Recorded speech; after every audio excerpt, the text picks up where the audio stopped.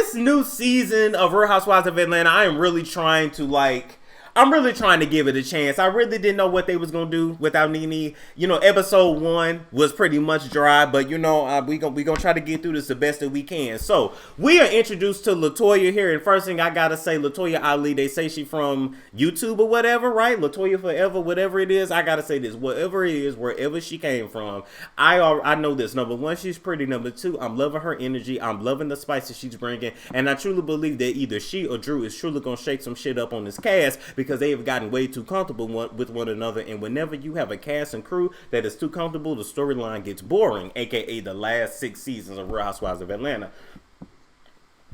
Who gonna start a petition to go ahead and bring Carlos back? I don't know, you know, I don't know who we gotta fire or who y'all need to go blow to get this man back, but that's the only man I can really see to save this sinking damn shit. But anyway, I can tell right off the bat that Cynthia is jealous of Latoya. She is jealous of Latoya's friendship with Kenya. You know, Cynthia wants to be Kenya's only friend, just like Cynthia wanted to be Nene's only friend. And now Cynthia is gonna feel the same feelings that Nene felt when Cynthia got so close with Kenya. Y'all, I'm calling it now. We just gonna, I'm telling you, all right? Let's see. Piranha effects, reflects. All right, let's talk about Drew real quick. We're introduced to Drew Sidora. I didn't realize she had all the credits behind her name that she does, but let me say this. She did the role on the game. She slept with Durbin. Y'all gonna have to stop holding that against her, okay? You're gonna have to look, she is bigger than that role that she had on the game. Now, she does seem cool. She does seem okay, but she's still really not giving me a lot yet, except for her relationship, which we're gonna talk about at the end of this. Now, Drew, I gotta say this. I'm not understanding why you feel like your marriage is ever gonna work with your mother living in your house. I understand she came there briefly, and then COVID got her stuck, but as far as I'm concerned, you should have masked your mama up in about 4 of them masks, or put her on the first flight Greyhound, or drove her ass back to Chicago your damn self, because there is no way that you already have a marriage that's on the rocks and then you introduce your mother who was overbearing. Let's talk about overbearing parents. For some reason, that generation, especially that generation of black parents, feel like even though you're an adult, you're always going to be a child. Even though you now have a husband, and for her to be a pastor, she should know her place in your life. But these pastors and these church Christian people sure in the hell love to be cherry picking and hopping around. You know, the Negro in them definitely oversteps the Christian in them, okay? Because we do got some Negro culture shit that needs to fucking stop. Now, number 1, there's absolutely no reason why, Drew, that your mama should be arguing with her husband. That is not her place to do it, nor should you even be discussing your marriage with your mother. That is out of line and out of order. You know, it goes God, then the husband and wife, then the children, then everybody else. You do know that, Drew, right? You do know that once you married your husband, your mother became technically extended family, because your husband and your children is your family. Why do I have to explain this to Christians and people that's getting in the pulpit preaching to other people? Watch your damn pastor. A lot of them motherfuckers getting all the money that they can up out of y'all, and they teaching you nothing about that word. Moving right along with that, Porsha and Dennis's relationship.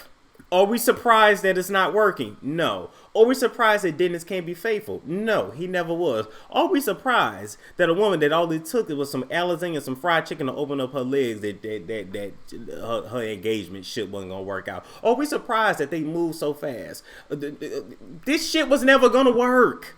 Let's keep it real. Porsha wanted a baby. Porsha kept asking God for a baby. And when you keep asking God for something, eventually he gonna give it to you. You just have to be specific, because see, with your prayers, you will get it, and you can get a whole lot of stuff that you didn't want, and you ain't gonna get it in the situation that you do want to. So now you got your baby. You a single mother. Except instead of you going to the sperm bank like Kenya did, and at least spending getting some nut for somebody that just needed $25 a pizza and a medium Pepsi.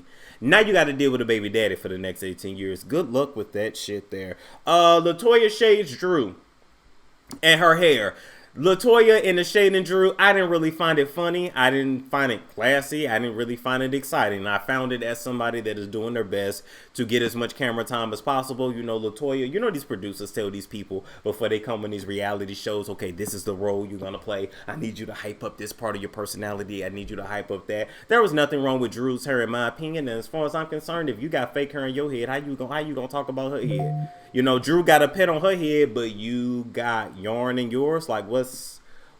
I'm not understanding what's the problem and what's the issue. I'm really not. Maybe y'all can enlighten me, but I just wasn't getting it, okay? So then, Cynthia has a meeting at Lake Bailey and everybody's coming over, right? And then you got Kenya and Latoya just getting really fresh with one another, and just there's like this low-key sexual energy, like, oh my god, I want to hug you, I want to kiss you, I want to hit you with a pillow, I want to lick that, lick that. Like, you know, and Mike was loving all of it because, you know, Mike Hill is a cheater at heart. So anytime two girls is going giving some girl-on-girl action, that man is going to love it because he knows he can't cheat on Cynthia. Well, he can't get caught cheating on Cynthia. Not word on the street. He been running them hoes up and through his house down there in LA when Cynthia's not there. But y'all ain't heard that from me. You gonna have to do that on your own because I don't want no parts of that. I'm just letting you know what the streets be saying. But Mike was all into that shit and just reliving all his cheating damn days. Remember, Mike Hill is the guy with 30 female friends and no damn male friends. And we really supposed to believe in that scene last season when all the women was at his damn engagement party that those are all friends. No, those were his exes. Those were his exes. And apparently he lays it down good enough for them to be able to behave in front of his new chick. That's why. Man, please stop. Anyway, moving right along from there, let's talk about Riley's graduation. Congratulations. She's going to NYU. That's a great accomplishment, especially if your parents didn't even go to college. Although I'm still here to say, look, if you didn't go to college, it was actually a blessing. But that's another video for another day. But let me say this, y'all. We not going to talk about what's obvious. We not going to do it. I'm not understanding. Okay, I'm going to talk about it in cold. I'm not understanding why she did it. I don't think she needed it. I don't think it fits. Like, I just don't think it was necessary. That's just me. But a beautiful young lady nonetheless. I just don't understand why. And honestly, although it's none of our business, if you're going to make a dramatic change about yourself, because that's dramatic. And they probably weren't expecting it to look dramatic, but it is. Because, like, when you do something, like, you have to, like, okay. If you got, like, a little bitty nose, but, like, your face is this big, like, it's dramatic, right? I'm just saying. I'm just letting you know. It would be like if I change my nose and I'm sitting here looking at y'all like, and it's just like, okay, let's just talk about it, right? Got to talk about the obvious. I would have loved an episode, or maybe they'll do it, dedicated to why she decided to do that. I would have loved if maybe they had vlogged some of that journey, because we not going to be able to stop looking at it. And in my humble opinion, if I were her, this is just me, I would have had my mama get my body done before anything else. Like, that's just me.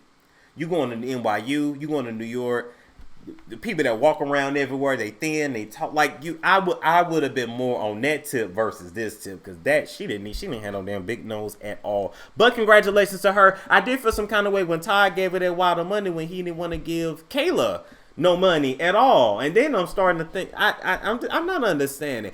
I want to dive into more of the relationship between Todd and Kayla too, because why was he so damn hard on Kayla? But then Riley graduates and it's like, well, damn, she got a brand new Porsche outside and, you know, lots of cash coming from everywhere. But Kayla got to struggle and do it on her own.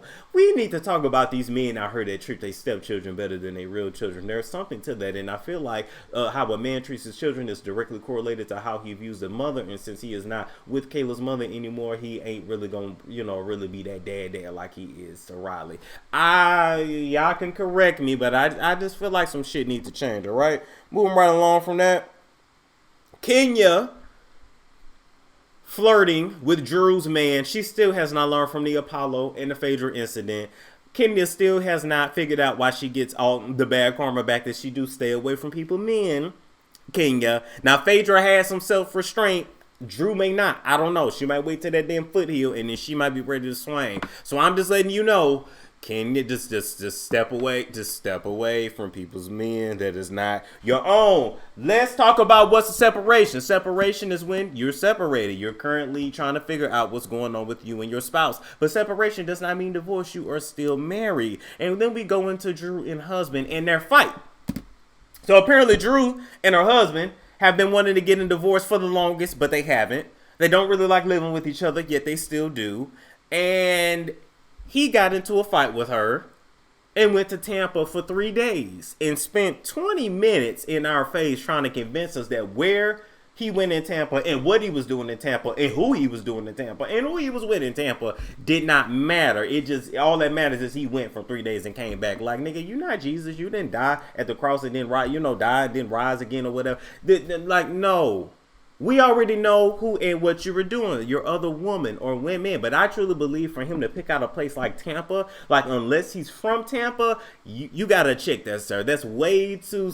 It's specific, but not specific at the same time, right? Like, it's one thing to say, you know what, I'm gonna take myself out of town to Miami, right? I'm gonna take myself out of town to New York. I'm gonna go to LA. But if I say, you know what, actually, I went to Malibu. You went to Malibu? Malibu? Who in Malibu? Obviously, I have somebody in Malibu. Like, it's not hard to figure out. And I don't know why Drew is still trying to fight for something that's not there. If you got to go through all this, if this man can't tell you where he at, and if he running out that door every time y'all get into it, it's because he really don't be there. I ain't even mad at the other woman. You can't take nobody that don't want to get took. He got 1 foot in and 1 foot out. And I just hope Drew go ahead and push the next foot out so he can go ahead and go on his way. That's what I thought about episode 2. All right, I'll continue to review it as long as I can and as long as it doesn't bore me. Like, comment, subscribe, share if you care, and I will catch you guys later.